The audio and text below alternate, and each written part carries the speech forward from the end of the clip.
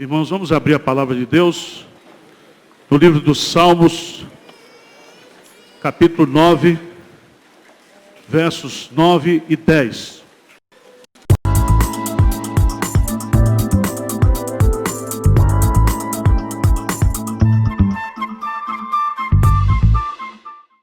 Vou tirar 4 lições bem simples e práticas para a nossa vida nessa manhã. Livro dos Salmos, capítulo 9, versos 9 e 10. Vamos ler juntos? O Senhor é também alto refúgio para o oprimido, refúgio nas horas de tribulação. Em ti, pois, confiam os que conhecem o teu nome. Porque tu, Senhor, não desamparas os que te buscam. Senhor Deus, que a tua palavra possa ser alimento, alento, conforto para o teu povo nessa manhã. Que o Senhor possa renovar a nossa esperança. Que nós possamos sair daqui depois de ouvirmos a tua palavra, de participarmos da ceia do Senhor, fortificados, renovados para as nossas lutas. Fala ao nosso coração agora. Nós te pedimos humildemente, em nome de Jesus. Amém. A primeira frase que nós podemos destacar aí, no versículo 9, diz assim: o Senhor é também alto refúgio. Eu não sei se você observou na sua Bíblia, mas o Senhor está em caixa alta, tá ou não está? Todo com letra maiúscula. Porque Senhor aí não é apenas o Adonai, o Deus da providência, mas é o Senhor Todo-Poderoso. É o Yahvé Elohim. Ou seja, o nosso refúgio não é uma ideologia, o nosso refúgio não é um espaço santo, o nosso refúgio é a pessoa de Deus.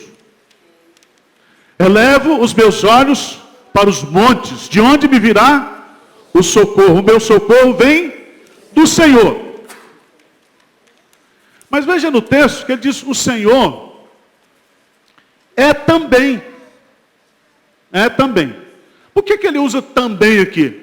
Veja no versículo anterior, no versículo 7. Diz assim: mas o Senhor permanece no seu trono eternamente, trono que erigiu para julgar. Ele mesmo julga o mundo com justiça e administra os povos com retidão. Significa que Deus está sentado num alto e sublime trono. E de lá ele administra todas as nações, ele administra a história, ele julga o mundo, julga as nações.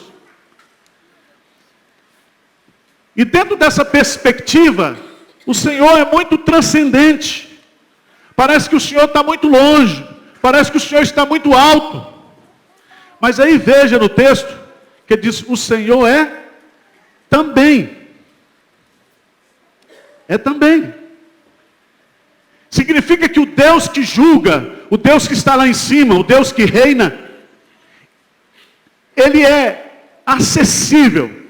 Ele desce até mim. Ele, na sua condescendência, ele pode se tornar o meu Senhor, o meu Salvador, o meu amigo. Ele se inclina para mim. E aí, ao mesmo tempo que ele está falando da transcendência de Deus, está falando da imanência de Deus.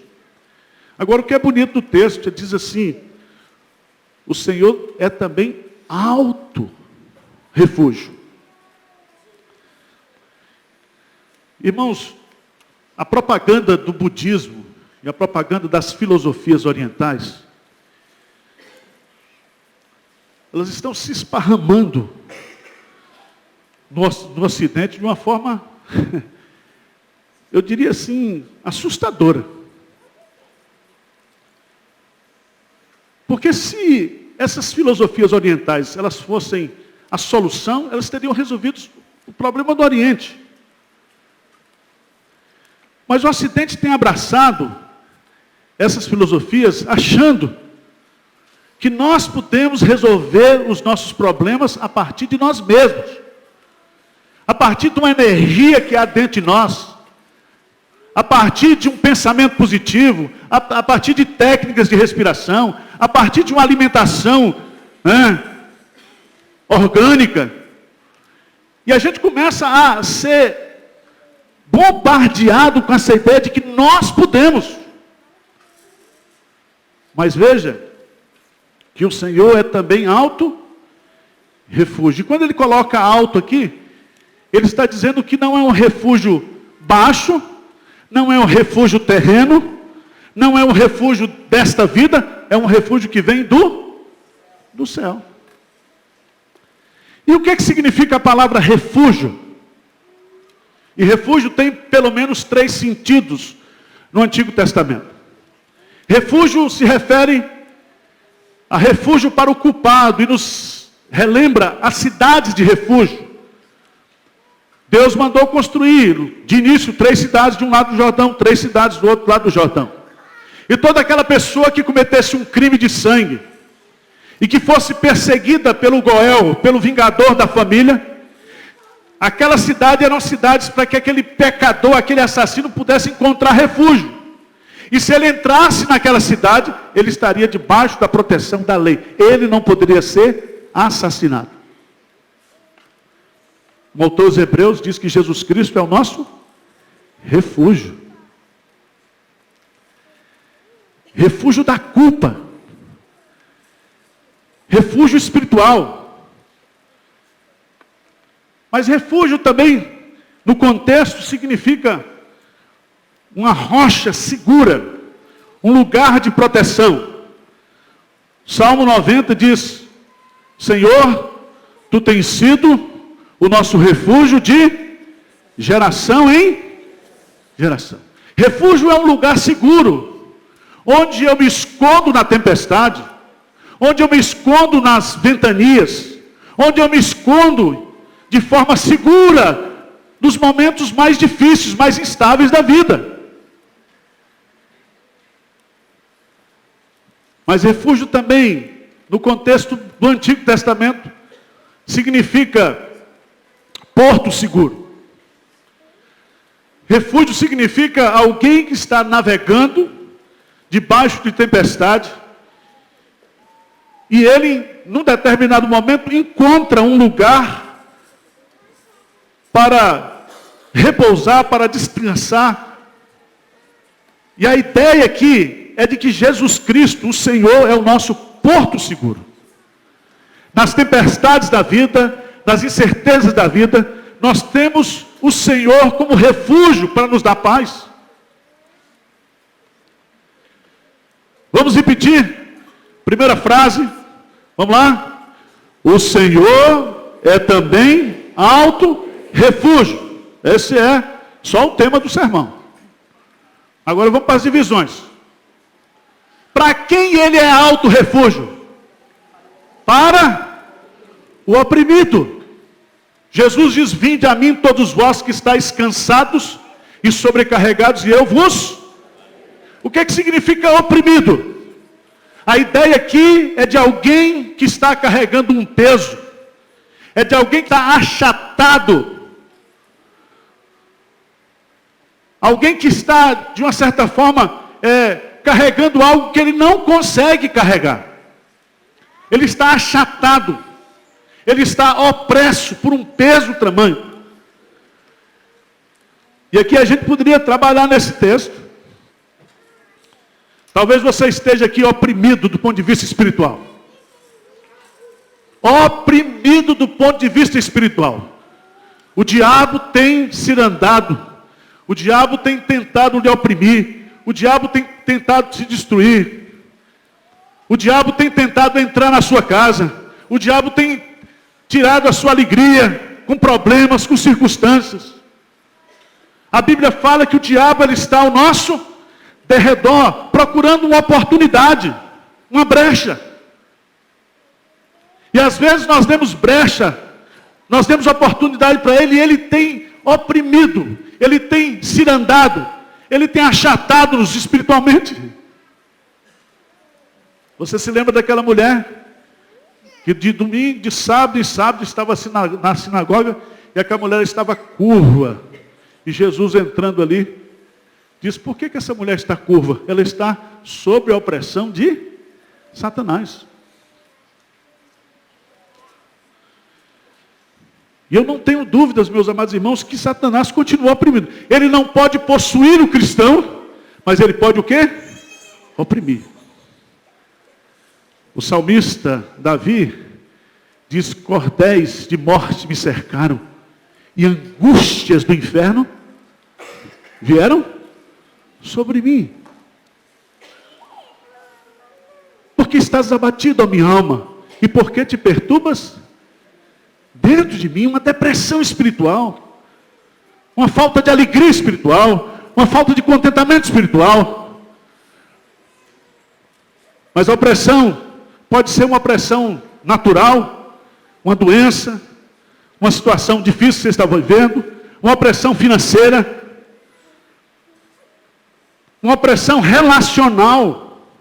Tem gente que nos oprime, tem relacionamentos que são opressivos. Tem pessoas que só ao chegar no ambiente já oprime tudo. Às vezes você, nos seus relacionamentos, no trabalho, e às vezes a gente não consegue se livrar dessas pessoas, porque obrigatoriamente a gente tem que se relacionar com essas pessoas. Então, em nome de Jesus, nesta manhã, essa palavra é para você. O Senhor é também alto refúgio. Você pode, nesta manhã, você que está oprimido, você que está desalentado, você que está derrubado, você pode, nesta manhã, se refugiar em Jesus.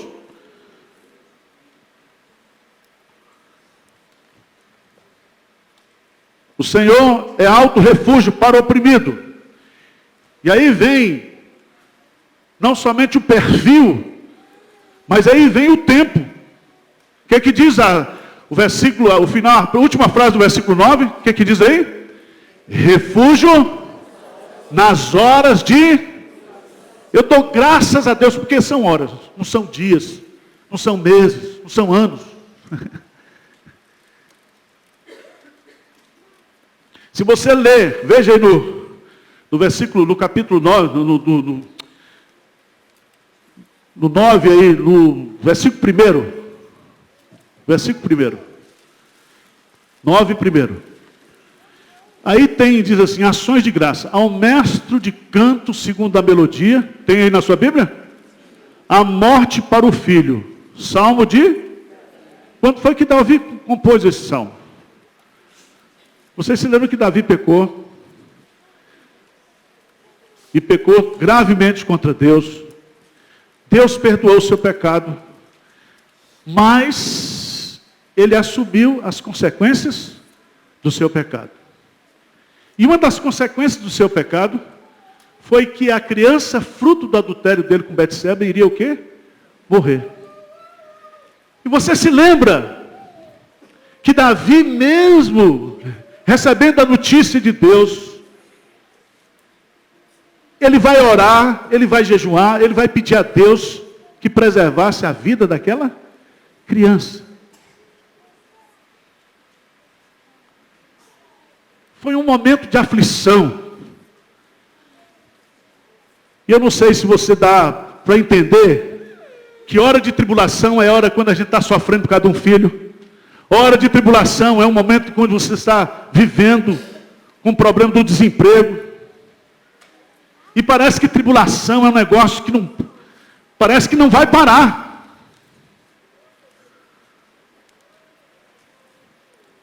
Parece que tribulação, quando vem de todo lado. É igual quando as coisas começam a quebrar em casa. Quebra o carro, quebra a máquina de lavar, quebra a geladeira, quebra o computador. Vai quebrando. Você fica doido. O que está acontecendo?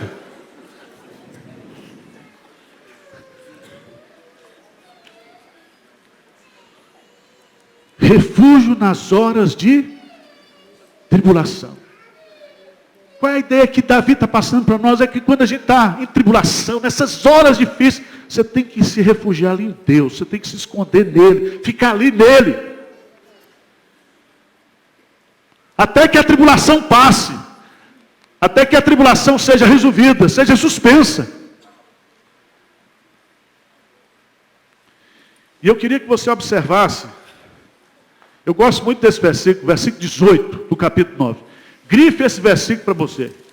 Porque às vezes, quando a gente está passando por uma tribulação, você diz, pastor, não vai passar. Já tem 10 anos, 11 anos. Diz que Jó sofreu 12 anos. 12 anos de sofrimento de Jó. Aí você diz, pastor, desde 2010 que eu estou sofrendo. Desde o ano passado que eu estou sofrendo. Que eu estou desempregado, que eu estou nisso. Mas toma posse aí, como diz o pentecostal, desse versículo. Versículo 18, o que diz aí? Pois o necessitado não será para sempre o quê? E a esperança dos aflitos não se há de frustrar o quê? Dá um amém aí, por favor. A coisa está ruim, a coisa está feia, mas não vai durar não, meu irmão. A coisa está aí para você entender. O Senhor não se esqueceu de você. A sua esperança não se há de frustrar. Porque quando a esperança se frustra, diz o Provérbios que faz adoecer o nosso coração. Mas Deus não quer que nós sejamos filhos com corações doentes, frustrados. Pelo contrário, Ele quer restaurar a nossa sorte. Ele quer que o louvor dEle esteja constantemente nos nossos lábios. Então vamos voltar para o sermão aqui. O tema é, o Senhor é também alto refúgio. Para quem? Para o oprimido. Quando? Nas horas de tribulação. Aí vem, como é que a gente pode se apossar desse refúgio? Como é que um oprimido que está vivendo um momento de tribulação pode se apropriar desse refúgio? Aí vem o terceiro ponto que diz assim: em ti, pois, confiam os que conhecem o teu nome. Em ti, pois, confiam os que conhecem o teu nome. O que significa conhecer o nome? Então está aqui o Gustavo e disse, eu conheço o Gustavo pelo nome. É isso? O que significa conhecer o nome? Quando a gente conhece pelo nome, a gente conhece a pessoa. E o verbo conhecer aqui não é um conhecimento de informação. Não é um conhecimento teórico, é um conhecimento prático, vivencial. Veja lá, no Salmo de número 18. Esse Davi, ele era tremendo. Salmo 18. Ele começa o Salmo 18, dizendo assim, eu te amo, ó Senhor, força. Vê no verso 2, vamos juntos lá? O Senhor é a minha rocha, a minha cidadela, o meu libertador, o meu Deus, o meu rochedo, em quem me refugio, o meu escudo, a força da minha salvação, o meu baluarte. Que coisa interessante. Quando fala assim, conhecer a Deus, no Salmo 9, está dizendo conhecer os atributos de Deus, conhecer a pessoa de Deus. Conhecer Deus, como Ele se revela na palavra e como Ele já se manifestou poderosamente na sua vida.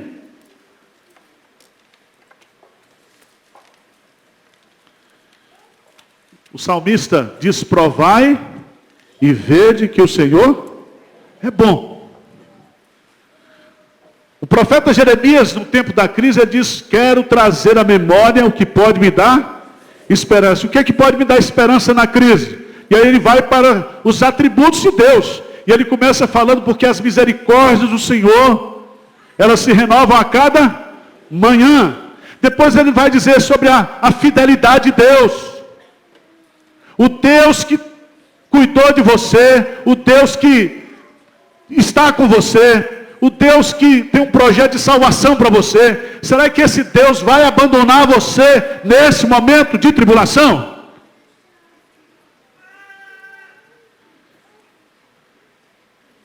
Mas ele diz assim: em ti, pois, confiam. Confiam. E o que significa esse verbo confiar? Confiar. Quem tem conta bancária aqui? Levanta a mão. Todo mundo tem conta bancária. Quando você deposita o seu salário no banco, você confia que na hora que você precisar lá, você vai tirar e o dinheiro vai estar lá? O que significa confiar? Significa depositar em confiança. Entrega o teu caminho ao Senhor, confia nele e o mais ele fará. Entregar, meus amados irmãos, é dizer: Senhor, a minha tribulação está aqui, a minha opressão está aqui. Entrega para Deus. Confia nele. O problema é que a gente confia, mas não entrega. E fica com problema, chorando o tempo todo. Você está desempregado? Pastor, estou desempregado, mas a situação está difícil. Já tem 9% de desemprego. E aí é uma ladainha desgraçada. Então fica aí na ladainha. Agora, se você pega o currículo, manda para todo mundo, né? E ora e pede a Deus, Deus vai abrir uma porta para você. Você precisa entregar a Deus. Entrega, confia.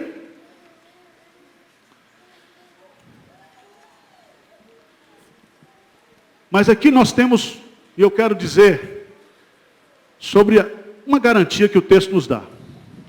Você vai entregar, e aí vem uma garantia. Segunda parte do versículo 10. Lê comigo. O que diz aí? Porque tu, Senhor, desamparas os que te buscam. Que declaração bonita. Porque tu, Senhor, não desampara. Porque quando a gente está desamparado, quando a gente está aflito, você se sente como um cachorro morto, não é? Todo mundo chuta. Onde você vai? E se você está sem dinheiro, até feder você fede. Você fica feio. Isso não acontece com você. Porque o que Neymar tem que eu não tenho? O que Ronaldo Fenômeno tem que eu não tenho? Hein? Olha para você, um cara muito mais bonito que esses cantores de música sertaneja, esse jogador de futebol, mas parece que eles têm umas coisas que atraem, né? E nós vivemos numa sociedade assim. E quando a gente está passando por uma situação de aflição, de opressão, a nossa autoestima cai. A gente se sente que ninguém gosta da gente. A gente fica num momento de abatimento, triste.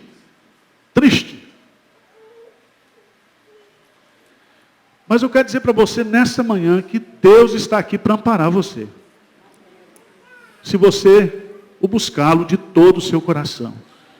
E o que significa buscar? Buscar-me-eis e me achareis quando me buscar de todo o vosso coração. Buscar o Senhor significa ir até Deus e dizer: Senhor, eu quero que o Senhor resolva o meu problema. Eu quero nessa manhã me refugiar em Ti. É um ato de fé, é um ato de consagração, é um ato de dedicação. Vocês entenderam a mensagem ou não? Então vamos ficar de pé e vamos orar agora.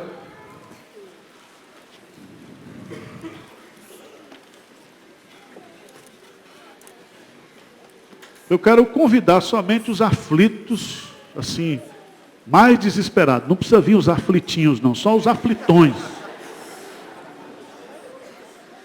Está certo? Você está vivendo, pastor, eu estou não abaixa, estou down.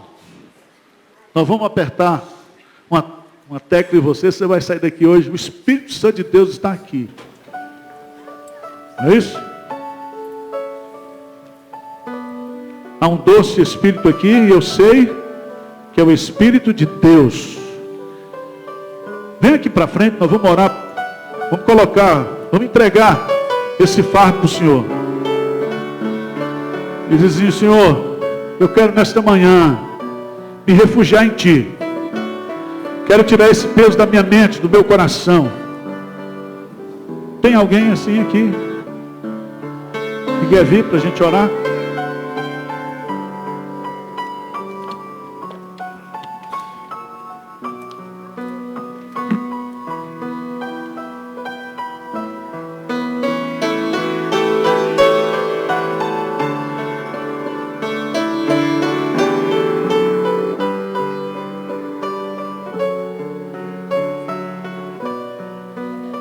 Qual é a garantia? Porque Tu, Senhor, não desamparas os que Te buscam. Pode vir para cá, irmãos, aqui. Vem para cá, vamos orar. A igreja vai orar. Não tenha vergonha não, você está em casa. Você está no meio da sua família. Família de Deus.